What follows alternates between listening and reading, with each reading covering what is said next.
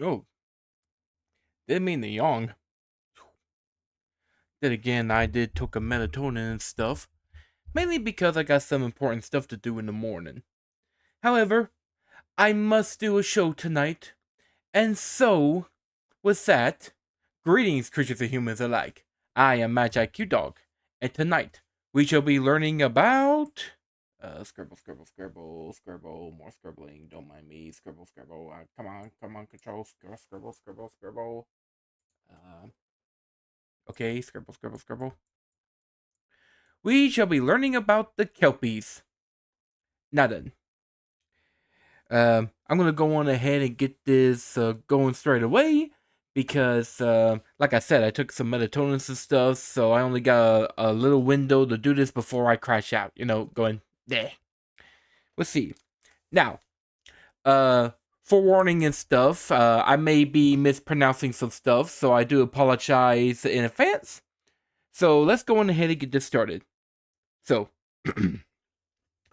Kelpies, aka waterhorse, are dangerous man-eating shapeshifters and water spirits told in Irish and Scottish mythologies. They are described as beautiful horses, ranging in colors of white, grey, and even black. Some Kelpies, though, have reversed hooves instead of a normal horse hooves. Here we go, starting on this again. Which is a identifying trait of a Kelpie. Another trait is that its back might suddenly grow longer to allow more people to ride it. As a shapeshifter, they are capable of shapeshifting into humans, male ones to be precise. However, you can tell if a human is actually a Kelpie by spotting algae or seaweed in their hair, or them still possessing horse hooves on their feet. Now then, in mythologies, Kelpies are quite feared, but why is that? Well, it's because they are man-eaters that tricks their victims into a watery grave. Kelpies reside near any body of water, as in rivers, ponds, and lochs. Whenever it senses a person near its rivers or loch, it will either approach them or come in sight. Curious, any humans or humanoids will come to the horse. The Kelpie will act friendly and docile, and even entice people to pet or ride it, although feeling its cold, damp skin should be a sign of danger. Anyways, once its victim decides to get on its back or pet it for the last time, the Kelpie will make its skin and back sticky like superglue, making it nearly impossible to let go. Then the Kelpie will rush over to the deepest parts of the water in order to drown its victims to death. Then the Kelpie will feel its sharp teeth to eat the human corpse, except for the entrails, which they'll toss them at the water's edge.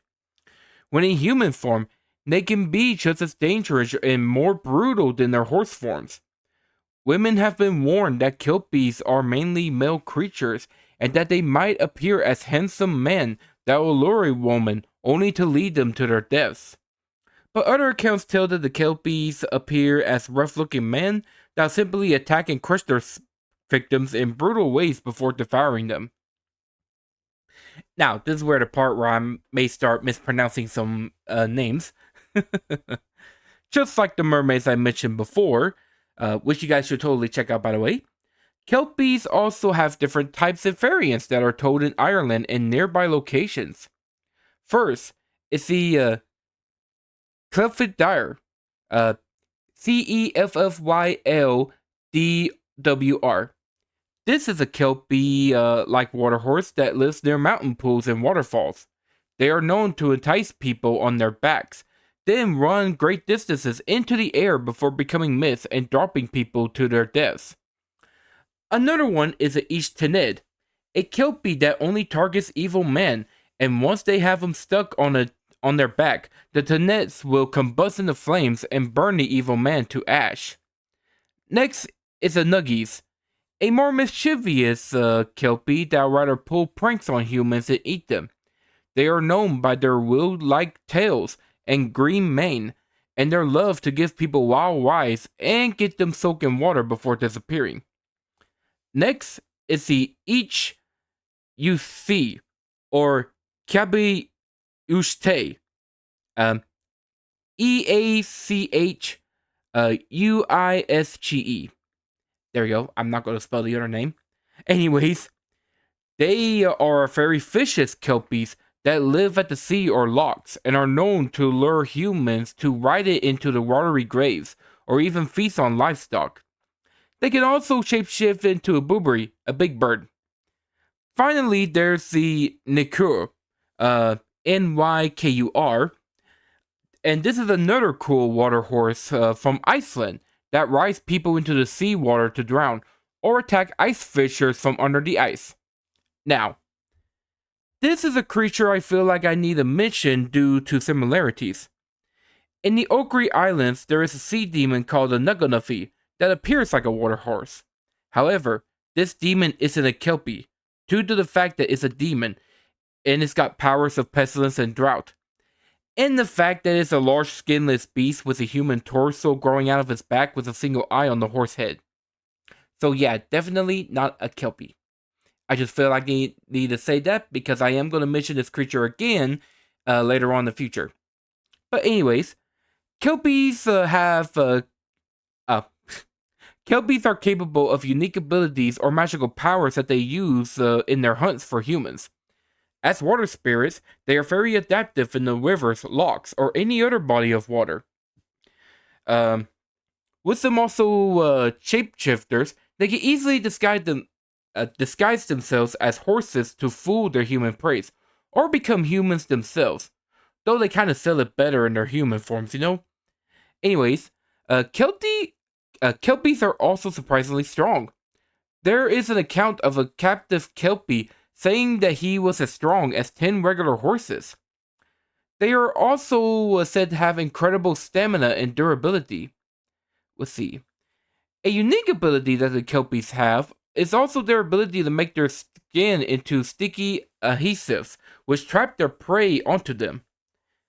And Kelpies are also intelligent creatures, using their knowledge to lure in its prey, or capable of speech to talk to humans if need be. Now, there are also other Kelpie species that have like their own unique powers and abilities. Like I mentioned before, the Ushtey is a type of Kelpie that can sense evil in people's heart and combust itself into flames to burn their victims.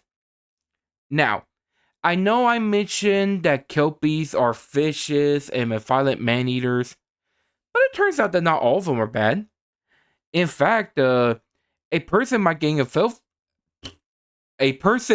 a favor from a Kelpie. There is a story, which I'll tell later on, that a Kelpie asked for help from a builder, and once he built the chimney he wanted, the Kelpie rewarded him with fresh fish each morning. That story seems to show that Kelpies are friendly and might even leave gifts.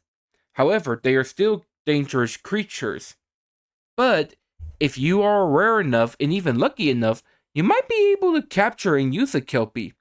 There's another story that goes that a Kelpie got captured and it was used as a workhorse that easily pulled stones for a bridge construction. Of course, later on it was free, and since then the father kind of told his sons to quit complaining about work because after all, a Kelpie could do it better. Anyways, despite the predatory nature and powers of these water horses, they are also to have weaknesses that humans can use against them. One of the weaknesses is the Kelpie bridle. This is a special bridle that some Kelpies have on them. It's kind of like to sell their act even more. But anyways, the Kelpie's bridle is useful to lure in humans. But if a human is clever enough, they can grab hold and take the Kelpie bridle. Then they are able to tame that Kelpie and have full control over it, allowing the humans to use the Kelpie for manual labor. And there are even some accounts to where if you remove the bridle and not return it the next day, that Kelpie will die. That sounds awful. Let's see. This could be because they may have placed some life energy into those bridles. But anyways, a Kelpie bridle is also said to have magical powers that humans can use as well. Now, another weakness is silver. For silver is used in many myths and legends to repel or destroy evil and malevolent creatures, and Kelpies are no exceptions. Pronunciate. Anyways, someone shooting one with a silver bullet can end a Kelpie's life, leaving them a mass of jellyfish-like squishy flesh. And another weapon is simply using a cross and reciting God's or Jesus' name so it can repel the Kelpies too. However, the best weakness is knowledge. After all, if you're able to figure out that a horse near water in Ireland might be a Kelpie and just staying away from it, that is the best weakness against them. Now, out of the legends, there are a few stories of the Kelpie, with some having good endings and some not good endings. This first story I'm going to tell is the Kelpie of the Loch Garth, where a Kelpie asks for help from a builder. This is the one I mentioned beforehand. Anyways, the story goes that a builder found a black stallion in his yard and decided to ride it.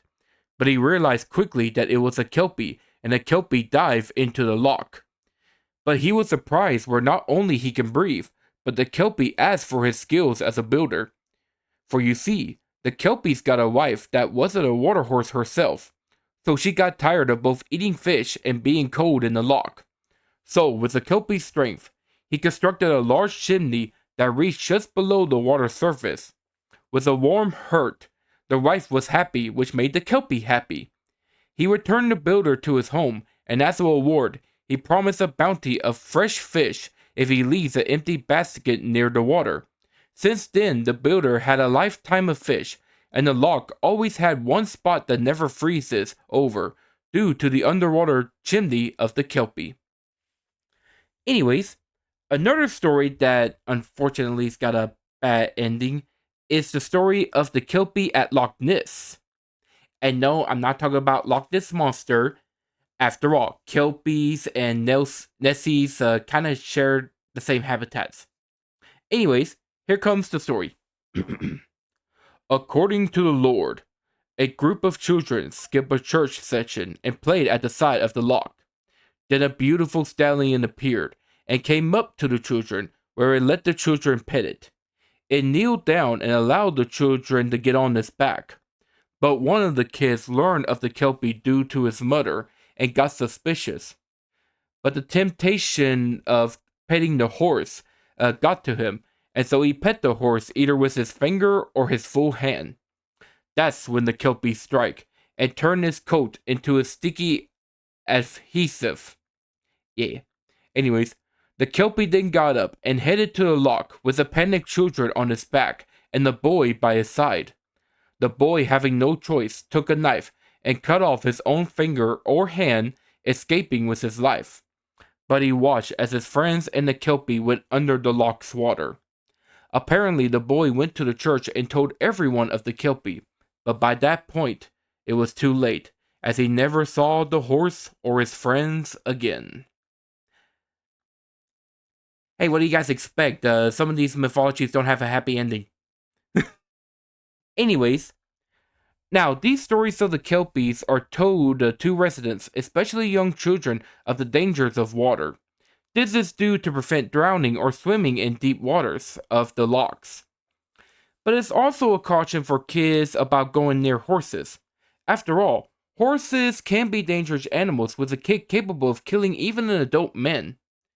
Kelpies are also explained for sudden disappearances of people near the rivers and lochs.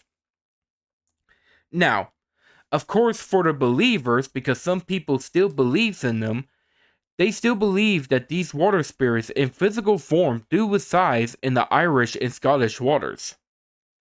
Now, the Kelpies have spread far and wide across Ireland, Scotland, Iceland, and other neighboring islands and country. And now the Kelpie legends have spread far and wide throughout the world in modern media and pop cultures. Kelpies and their water horse cousins have appeared throughout different movies, shows, games, books, and even in art. In both the books, games, and movies of the Harry Potter and Fantastic Beasts franchise, Kelpies are told as appearing more like a hippocampus, another type of water horse, though they're not Kelpies themselves. Don't know why they picked that form, but Anyways, Kelpies also appear in anime and manga as well. In the Ancient Magic Bride, which is an anime I totally recommend by the way, a Kelpie appears to help Uisge to stop the Nuckelavee, but it does try to eat her as well. In Dungeon Mechi, another good anime I recommend, a Kelpie named Annie was supposedly tamed by Sinchi, only to try to drown him as he got on his back, forcing Lionos to slay it. American Dragon's Chick Long's also got a Kelpie too, but it's not really a Kelpie. At least not in my descriptions. Anyways, webcomics also got Kelpies as well. In the webtoons Dark Water, a fantasy comic of horses, the main protagonist, Venus, is a Kelpie trying to blend into a herd of normal horses. A book series called Market of Monsters by Rebecca Scanifer got a character named Adar that's both an informant and a Kelpie. Also, I just realized today that Not Even Bones is a webtoons version of the book, so I kind of learned something there. Anyways, and finally, in Ireland, there is an artwork of two 30-meter tall steel monuments of horse heads that is called the Kelpies, that is made by the artist Andy Scott. And I think we all know what those Kelpies are inspired from. They're inspired by the Nips. Okay, I'm choking. They're inspired by the water horses, of course. But anyways, to kind of wrap it all up, the legends and stories of the Kelpies have survived throughout the centuries within the rivers and lochs of Ireland and surrounding areas. These shapeshifters, whether friends that want to help or man-eating foes that wishes to drown you, have been told over and over again to teach and raise awareness of the dangers of the water. So if you ever find yourself at the lochs and spot a beautiful stallion awaiting you, just stay away and do not hop on its back. After all, you may never know if it's a water horse just waiting for its next meal. And with that concludes the Kelpies. So, what do you guys think? Do you believe in these majestic water horses? Would you like to befriend one? Or would you just like to stay away like any other sane human? Let me know in the comments section on my YouTube page. Now then, with that all covered, I gotta say, I probably won't get back to streaming until, I want to say Sunday night. Mainly because I got a lot of personal and legal stuff to take care of, so I'm going to be gone for a bit. However, I do plan on coming back soon, so I hope to see you guys Sunday. But anyways, with all that out of the way, thank you all for coming on this fantastic Creature of the Week stream. I hope y'all had as much fun as I did, as we got to learn about the Kelpies and their hunting methods for hunting down humans or any other humanoids. And if you wish to see more of these, just check me out on my Twitch, and also check me out on Twitter and my YouTube page as well. And with that, I bid this show adieu, and this class adjourn. So see you guys. Bye. So long. Okay, bye.